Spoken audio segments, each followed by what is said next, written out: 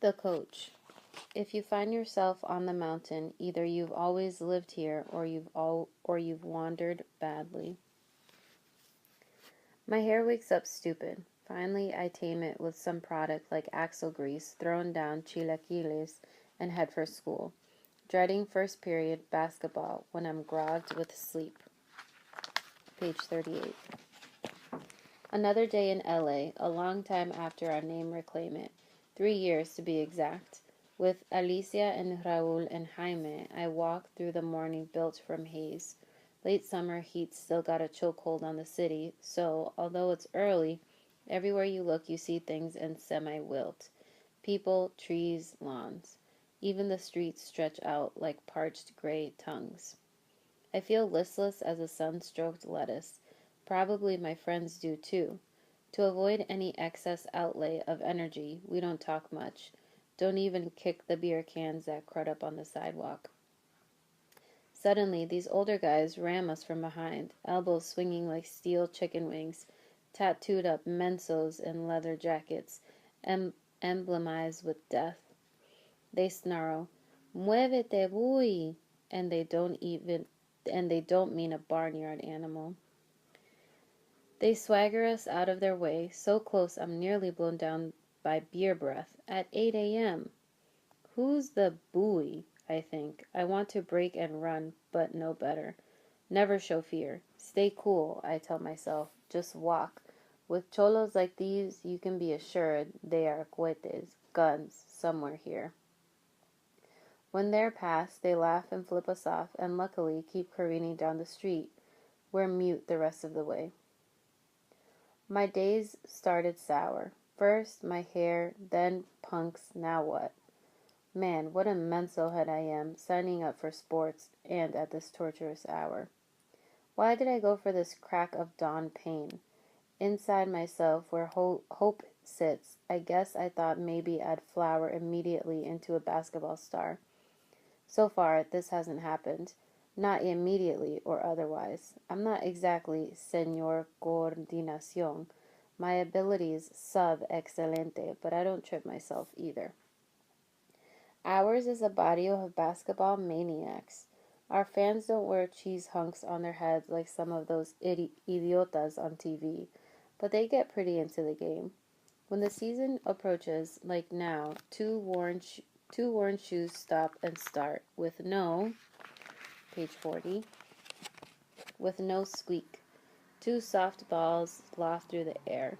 The whole neighborhood starts dribbling and jumping around, like a great big popcorn machine. Guess that's another reason I signed up. Like the ad says, I love this game. Now we're in the gym, waiting for the coach. He comes late a lot because he owns a Timex as primitive as a sundial and a car that's easily Jurassic. I count on every one of your players. Coach pounds into us again and again. I can't count on my watch. I can't count on my car. I've got to count on something. Everyone's about as hazed out as me, so there's a spurt of talk now and then, but mostly pretty senseless mumblings. Some kids stretch out on the bleachers for extra Z's. Our school colors are orange and green. Our mascot's the tiger. What mental heads thought these things up? Tigers don't exist in that color combination. Tigers don't exist in LA. Page 41. Anyway, just like peas and carrots, our basketball class is waiting for Coach again. Unbelievable. Coach strolls into the gym in a suit with a tie off to one side like a skinny windflower flag. He usually wears a gray oversized sweats that make him look like a melting elephant. Today he's dressed sharp. The reason's standing behind him, 7 foot plus, with the build of a post and bald as a light bulb. An NBA basketball player once so famous he made Santa Claus seem like a total unknown. He's been out of the game a while, but any true fan knows him.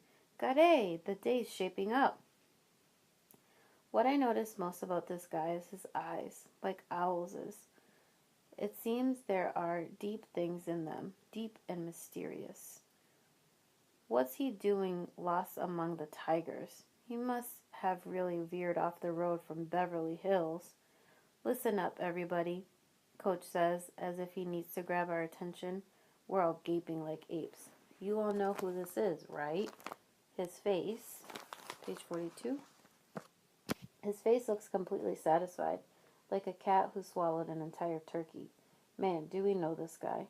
He's here, says Coach, to hang out with us, watch our moves, instruct us, to be our assistant coach. Geez, at this news, it's amazing all the Tigers look swoon to the floor, but we don't. We're too stupefied. One thing, Coach adds, nobody breathes his name, understood? Our new assistant wants to remain anonymous, to keep cameras from snooping around.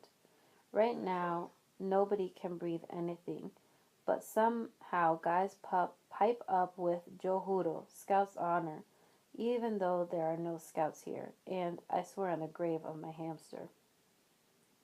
Then Coach Tree, my name for the wandering all-star, steps forward and says, Buenos dias. That snaps the spell. The Tigers can no longer control themselves. They totally swarm the guy. He hugs everyone and they hug him. And he laughs and laughs. Page 43. At home, we're discussing this coach thing over supper. Chiles rellenos, which Mami and Abuelita prepared together.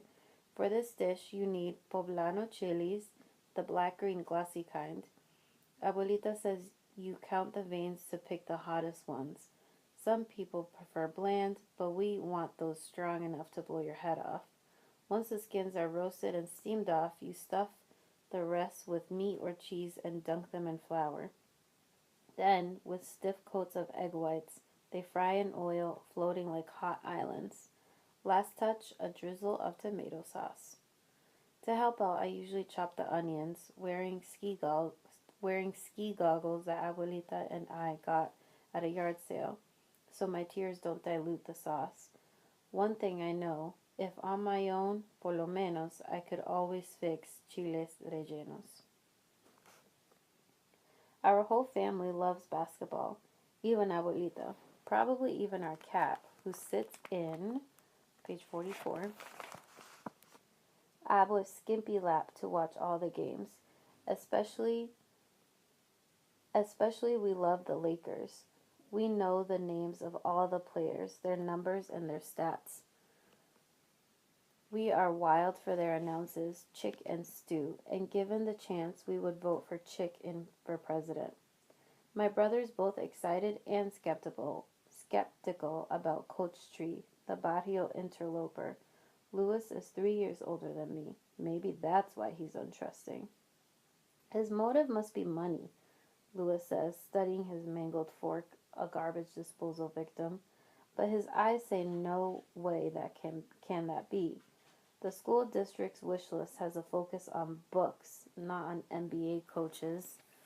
Yeah, I say, like we've got a gushing oil well at school to turn into dollars at will.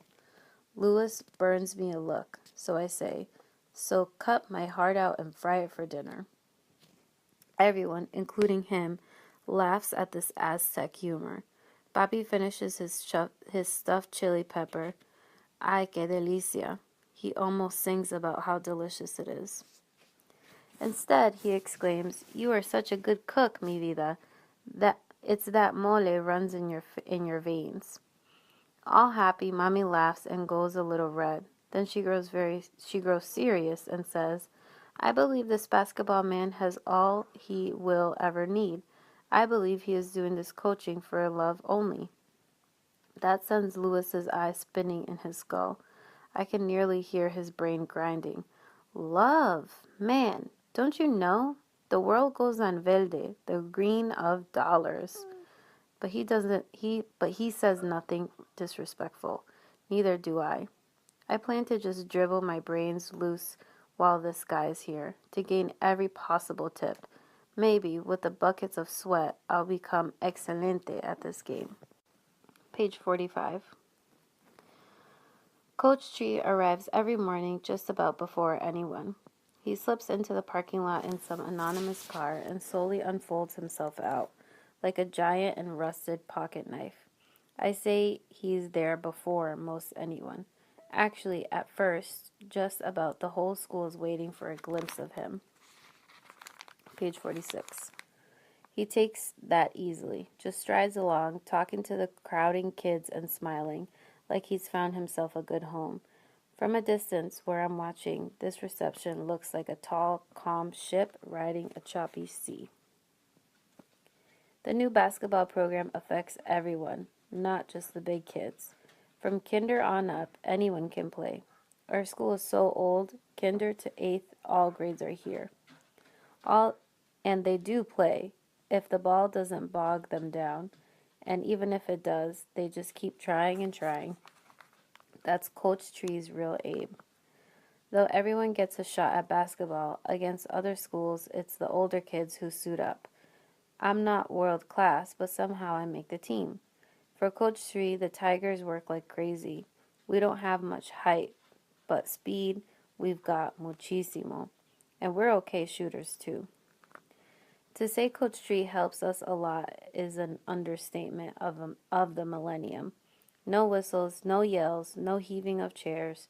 From steady practice and from his calm voice, the fundamentals sink in.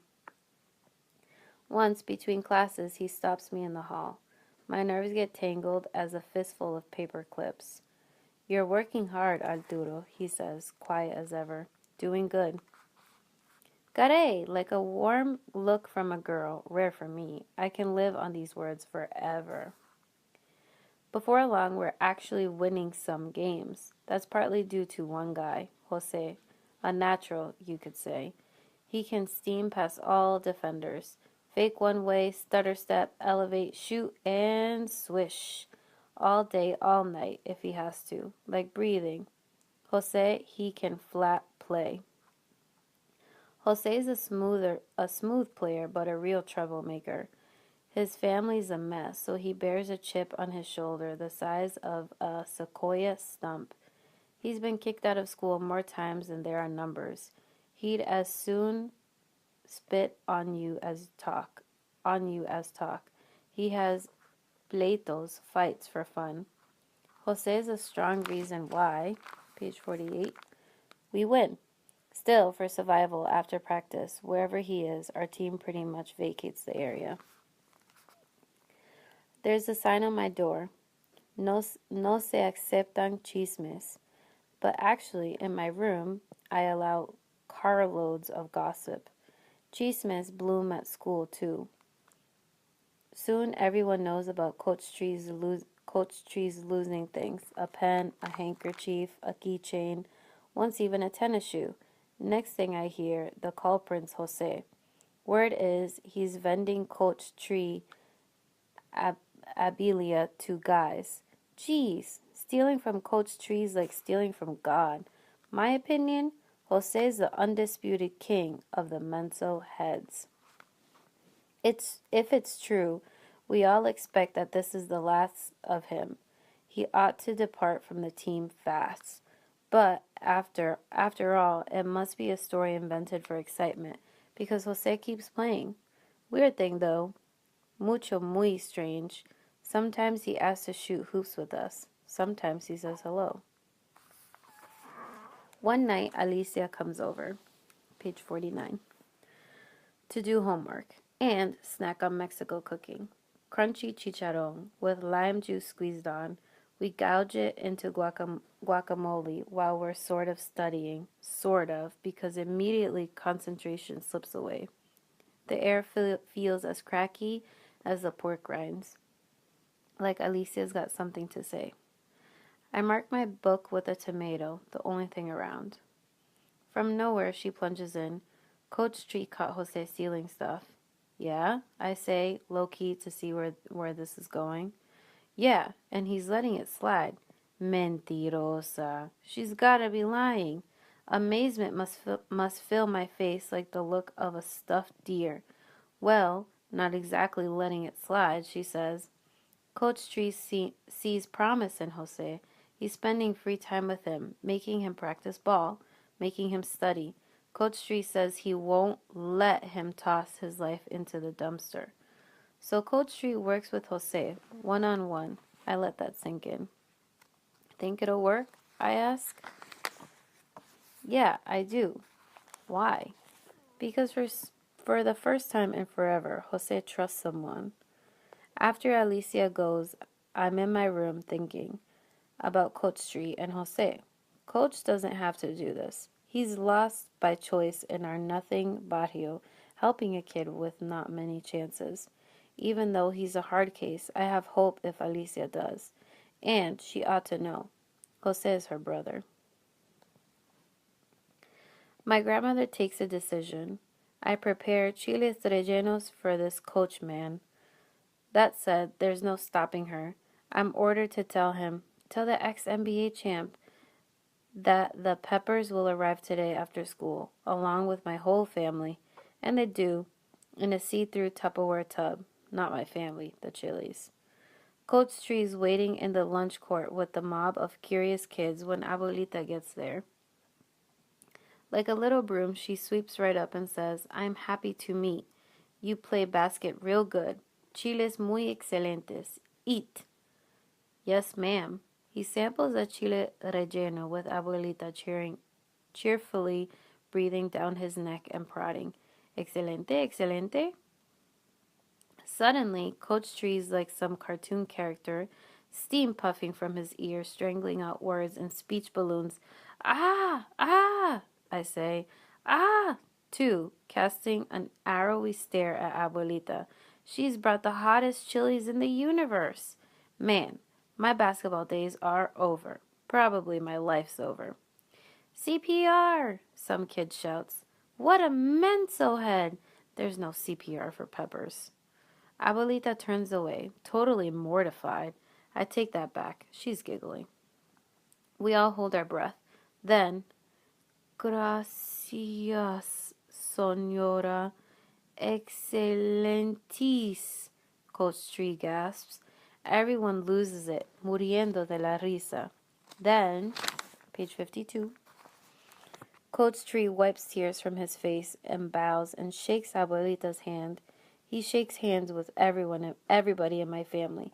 He laughs and laughs, and over the haze of the hot black top carrying the leftover chili peppers, he walks to his car, slowly, a tall ship of smoking calm. Louis is right. I found out from Alicia, Coach Street is coaching for money. His relative's a teacher here, so he said he'd help out our school for the shattering price of $1. I know my limits. In pickup games, I hold my own, but I'm not NBA bound. Still, maybe I could do something like Coach Tree. Something for love, something that's mine. Though right now I've got zero idea what. To use one of Papi's favorite words, Coach Tree's a person to emulate.